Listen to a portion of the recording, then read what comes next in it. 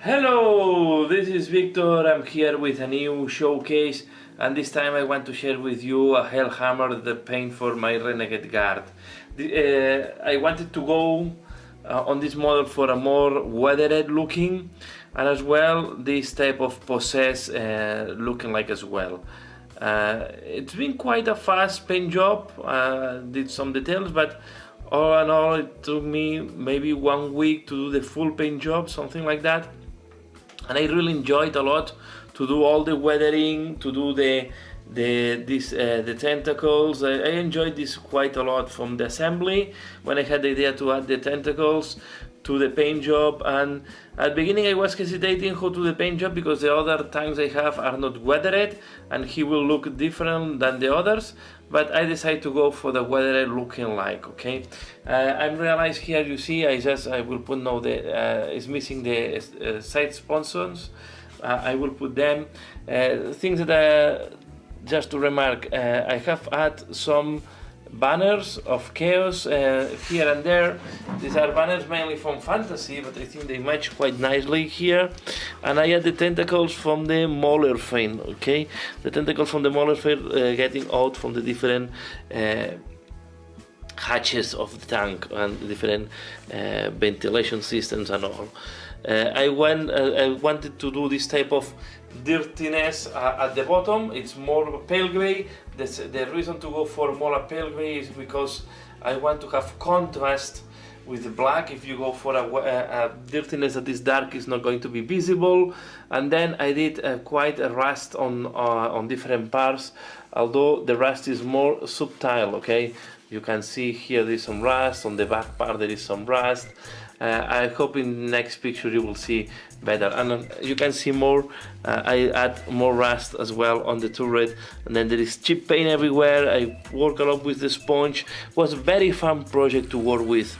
And here at the back I have not painted this thing in purpose. I don't want it to show the this one I did not clean up, so I decided not to paint it and leave it like that. And then I wanted to do this like look infernal looking on all the type of grids that we have in different parts, okay, as well on these windows that are typical from the Hellhammer and the Baneblade, okay. I did not magnetize it. I only had, to be fair, the parts to do Baneblade instead of a Hellhammer, but I decided to do a Hellhammer because I already have a Baneblade, and I think it's nice to have one tank of each. I will put now the sponsons and I show you how it looks like with the sponsons. So here we have the sponson on. I put the heavy bolters, and then on top the only option is the last cannon. Okay, this is mobile, and as well this thing, this is no attack. It gets stuck now, so I will not move it. But it's not glued, so if I force it, I will be able to move it. I also have. So it's a typical Hellhammer with a sponson of heavy bolters. That's the paint job is also on black and red as the rest, and I keep the red quite desaturated, quite off. I did not want to have high contrast between the black and red. I wanted to have quite all the colors melt. I was more experimenting a different way to do it, and as well as you can see the front, I try to do. So I imagine the front, my army of renegades, it's based on city fight. So this way I went also well for not muddy, and I add. All this, I'm imagining him going through walls and things like that, trenches, and then getting dirt with sand or even with powder of concrete, and then this powder of concrete getting attached to the tank with the rain and so on. So I also can see there is some much more weathering here on the front. So a nice project to work on. I have not did edge highlighting this time. I was hesitating how to highlight this tank, and this time I prefer to do experiment as well and use the sponge to highlight directly by weathering, okay? So this way most of the edges are weathered, and to simulate that the paint is being removed by the friction and the abrasion with other parts, and also because of the use.